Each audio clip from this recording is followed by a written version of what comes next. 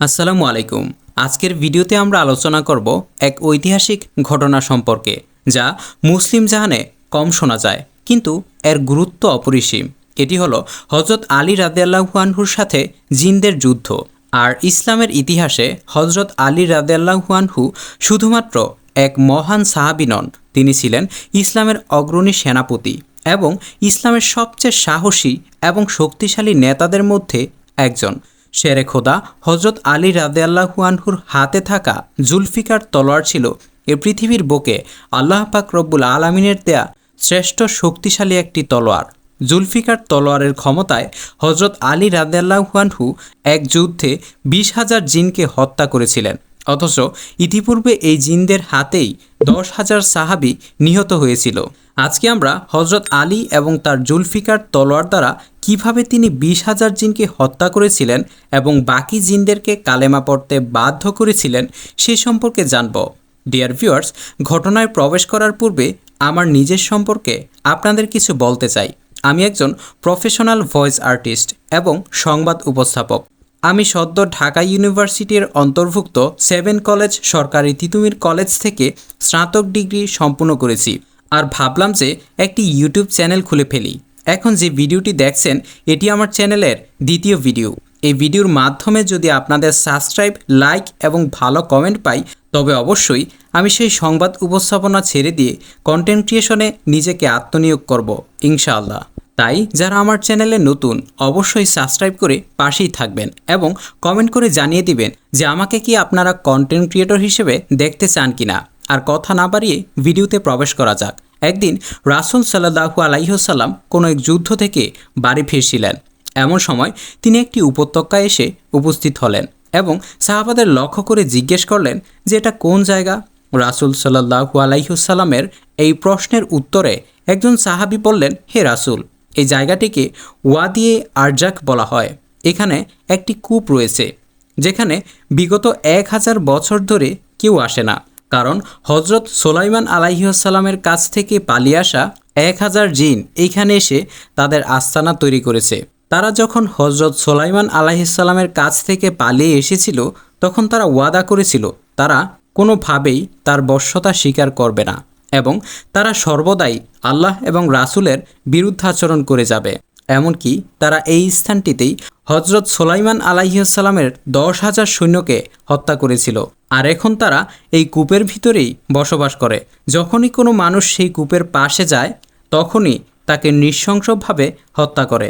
এই কথা শুনে রাসূল সাল্লাল্লাহু আলাইহি ওয়াসাল্লাম বলেন, ও আচ্ছা, এই সেই স্থান যেখানে এই ভয়ঙ্কর জিনদের বসবাস। আর যারা অন্যায়ভাবে মানুষকে হত্যা করে, যদি এমনটি হয় তবে তোমরা সকলে এখানেই থেমে যাও, কেননা এর একটি ব্যবস্থা আমাদের করতেই হবে। আমরা কোনোভাবেই অন্যায়ভাবে মানুষকে হত্যা করার জন্য তাদেরকে এমন মুক্তভাবে ছেড়ে দিতে পারি না। তখন কয়েকজন সাহাবী কিছুটা ভয় পেলেও রাসূল সাল্লাল্লাহু আলাইহি ওয়াসাল্লামের কথা অনুযায়ী পুরো কাফেলা সেখানেই থেমে গেল। তখন হজরত মুহাম্মদ সাল্লাল্লাহু আলাইহি ওয়াসাল্লাম বলেন, লম্বা সফরের কারণে আমরা সবাই ক্লান্ত ও তৃষ্ণার্ত হয়ে পড়েছি, তাই তোমরা যাও এই কূপ থেকে পানি নিয়ে আসো। তখন আল্লাহর নবীর কথা অনুযায়ী 10 জন সাহাবী মিলে সেই কূপ থেকে পানি আনতে গেলেন এবং যখনই সাহাবীরা সেই কূপটির কাছে গেলেন তখন একজন ভয়ঙ্কর জিন সেই কূপের ভেতর থেকে বের হয়ে এসে হুঙ্কার দিতে শুরু করলো এবং অগ্নিমূর্তি ধারণ করলো, যার চেহারা দেখতে ছিল খুবই বীভৎস ভয়ঙ্কর। তখন আর কোনো সাহাবীরাই সামনে আগানোর সাহস করলেন না। অতঃপর এই ভয়ঙ্কর দৃশ্য দেখে সকলেই ভীতু হয়ে পিছু হটতে শুরু করলেন। কিন্তু এই 10 জনের মধ্যে আবুল আস রাদিয়াল্লাহু আনহু নামের একজন সাহাবী ছিল, যিনি সামনের দিকে বীরত্বের সাথে এগিয়ে আসলেন এবং মনে মনে বলতে লাগলেন, যেহেতু রাসূল সাল্লাল্লাহু আলাইহি ওয়াসাল্লামের আদেশ সেখান থেকে পানি নেওয়া, তাই সেখান থেকে আমি পানি নিয়েই ছাড়ব, এতে যা হয়ে যায় যাক। কিন্তু কূপের কাছে যেতেই সেই ভয়ঙ্কর জিন তাকে নৃশংসভাবে শহীদ করল। ইন্না লিল্লাহি ওয়া ইন্না ইলাইহি রাজিউন। তখন বাকি সাহাবীগণ রাসূল সাল্লাল্লাহু আলাইহি ওয়াসাল্লামের নিকট গিয়ে সকল ঘটনা বিস্তারিত খুলে বললেন এবং আরও বললেন, এমন ভয়ানক পরিস্থিতির কারণে আমরা আপনার কথা অনুযায়ী পানি আনতে পারিনি। এটা শুনে রাসূল সাল্লাল্লাহু আলাইহি ওয়াসাল্লাম বলেন, ও আচ্ছা, তবে এই ঘটনা তাদের এত বড় সাহস, তারা আমার সাহাবীকে নৃশংসভাবে হত্যা করে। তখন রাসূল সাল্লাল্লাহু আলাইহি ওয়াসাল্লাম সেই কূপের নিকট একটি দল পাঠানোর ইচ্ছা পোষণ করলেন। আর তখনই আল্লাহর পক্ষ থেকে হযরত জিবরাইল আলাইহিস সালাম ওহী নিয়ে আসলেন।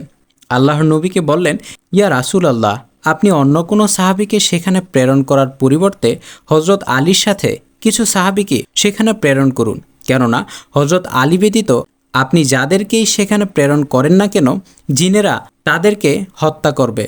আর একমাত্র শেরে খোদা হযরত আলীই পারবে এই দুষ্ট জিনদেরকে উচিত শিক্ষা দিতে। হযরত জিবরাইল আলাইহিস সালামের কাছ থেকে এই সংবাদ পাওয়ার পরেই রাসূল সাল্লাল্লাহু আলাইহি সাল্লাম আলীকে ডেকে পাঠালেন। তিনি আসার পরে রাসূল সাল্লাল্লাহু আলাইহি সাল্লাম বলেন, হে আলী, বেশ কিছু দূরেই একটি কূপ রয়েছে এবং সেই কূপে হযরত সুলাইমান আলাইহিস সালাম থেকে পালিয়ে আসা কিছু অবাধ্য জিন রয়েছে, যারা ইতিপূর্বেই তোমার ভাই আবুল আসকে হত্যা করেছে। তুমি যাও, সর্বপ্রথম তাদেরকে ইসলামের পথে আহ্বান করবে। যদি তারা ইসলামের পথে আসতে চায় এবং আল্লাহর মনোনীত দিন ইসলাম গ্রহণ করতে চায়, তবে তাদের সাথে আমাদের কোনো দ্বন্দ্ব নেই। আর যদি তারা শান্তির ধর্ম ইসলাম গ্রহণ করতে না চায়, তবে তাদেরকে বলবে তারা যেন এই স্থান ত্যাগ করে এবং কোনো মানুষের ক্ষতি না করে। আর যদি তারা এই সবগুলো চুক্তি অমান্য করে, তবে এক আল্লাহর নাম নিয়ে তাদের সাথে যুদ্ধ করবে। আশা করি মহান রব তোমাকে এই যুদ্ধে সফলতা দান করবেন। এই হুকুম পাওয়ার পরে হযরত আলী রাদিয়াল্লাহু আনহু কিছু সৈন্য নিয়ে এবং তার জুলফিকার তলোয়ার হাতে নিয়ে সেই কূপের উদ্দেশ্যে রওনা হলেন।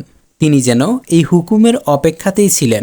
সেখানে পৌঁছাতেই কূপ থেকে একটি ভয়ঙ্কর জিন বেরিয়ে আসলো এবং তাদেরকে লক্ষ্য করে বলল, কিরে মানবজাতি, তোরা এখনও আমার অগ্নিমূর্তি দেখে ভয় পাসনি? ইতিমধ্যেই তোদের একজনকে নৃশংসভাবে হত্যা করেছি, তোরা আবার এখানে এসেছিস। এখন আমি তার থেকেও নৃশংসভাবে তোদেরকে হত্যা করব এবং এই পৃথিবীর জমিন থেকে বিদায় করে দিব। হযরত আলী রাদিয়াল্লাহু আনহু জিনের এই কথা শুনে বললেন, হে আল্লাহর নাফরমান জিন, শুনে রাখো, আমি শেরে খোদা আলী, আর আমাকে পাঠিয়েছেন এই বিশ্বজাহানের নবী হযরত মুহাম্মদ সাল্লাল্লাহু আলাইহি ওয়াসাল্লাম। আমাকে নির্দেশ দেওয়া হয়েছে তোদেরকে কাবু করার জন্য, আর এটাই তোদের দুর্ভাগ্য। এই কথা শুনেই সেই জিনটি হযরত আলীর উপর হামলা করতে আসতেই হযরত আলী রাদিয়াল্লাহু আনহু জুলফিকার তলোয়ারের আঘাতে দুই টুকরো করে ফেললেন সেই জিনটিকে।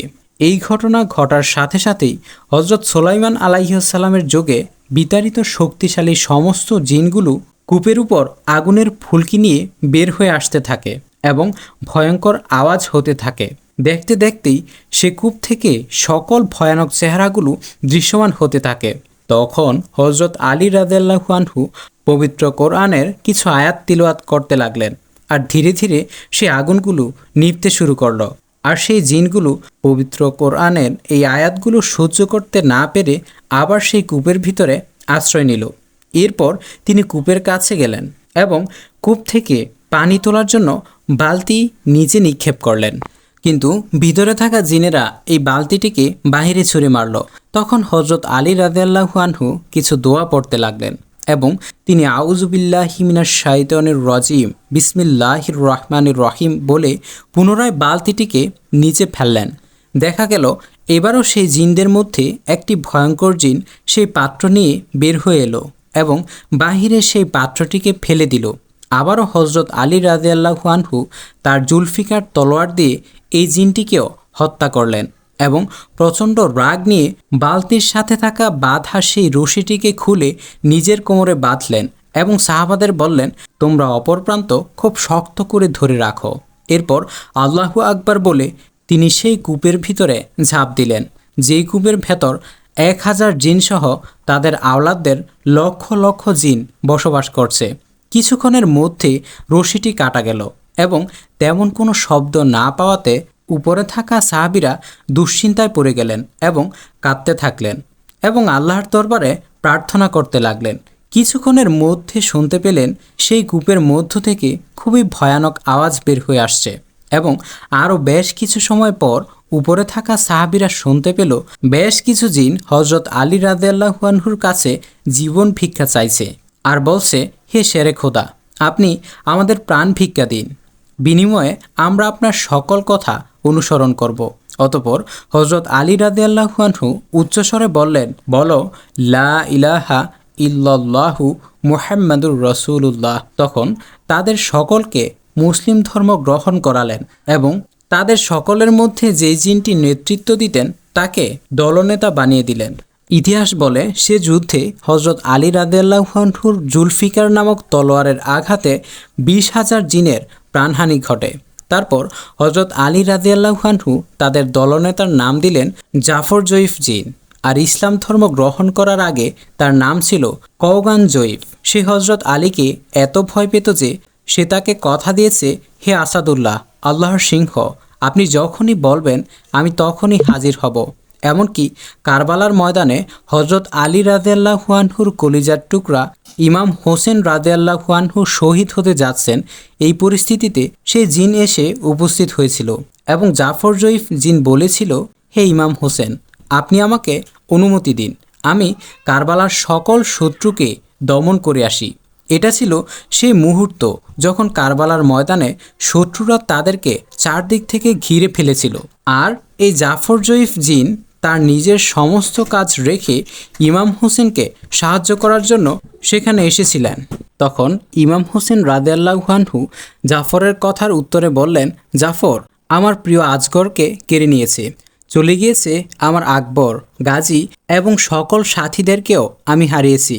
আমি তোমার উপর সন্তুষ্ট হয়েছি, কিন্তু আমার নানাজানের দিনের খাতিরে আমার নিজেকে এখানে কুরবানি দিতে হবে। আল্লাহু আকবার। যাই হোক, হজরত আলী রাদিয়াল্লাহু আনহু সেই কূপ থেকে পানি নিয়ে রাসূলুল্লাহ সাল্লাল্লাহু আলাইহি ওয়াসাল্লামের কাছে উপস্থিত হলেন এবং তিনি তাকে বললেন, হে আল্লাহর নবী, আমি তাদের সাথে যুদ্ধ করেছি এবং অসংখ্য জিনকে জাহান্নামের দরজা পর্যন্ত পৌঁছে দিয়েছি। অতঃপর তারা আমার হাতে হাত রেখে ইসলামের কালেমা গ্রহণ করেছে এবং তারা শান্তির পথে ফিরে এসেছে এবং তারা আমার সাথে ওয়াদা করেছে যে আজ থেকে তারা কোনো অপকর্ম করবে না, এমনকি কোনো মানুষকে অন্যায়ভাবে হত্যা করবে না। তখন রাসূল সাল্লাল্লাহু আলাইহি ওয়াসাল্লাম এই কথা শোনার পর আল্লাহর দরবারে অসংখ্য শুকরিয়া আদায় করলেন এবং তিনি বললেন, আল্লাহ পাক রব্বুল আলামিন আমাদের উত্তম পথ প্রদর্শক এবং তিনি আমাদের সাহায্য না করলে আজকে এই যুদ্ধে আমরা কোনোদিনই জয়লাভ করতে পারতাম না। ডিয়ার ভিউয়ার্স, আপনারা কি আমাকে কন্টেন্ট ক্রিয়েটর হিসেবে দেখতে চান? তা অবশ্যই কমেন্টের মাধ্যমে জানিয়ে দিবেন। আর চ্যানেলটি সাবস্ক্রাইব করে আমাকে সাপোর্ট করার অনুরোধ রইল। ইনশাআল্লাহ দেখা হবে পরবর্তী কোনো এক ইন্টারেস্টিং ঘটনা নিয়ে। Till then, take care, by.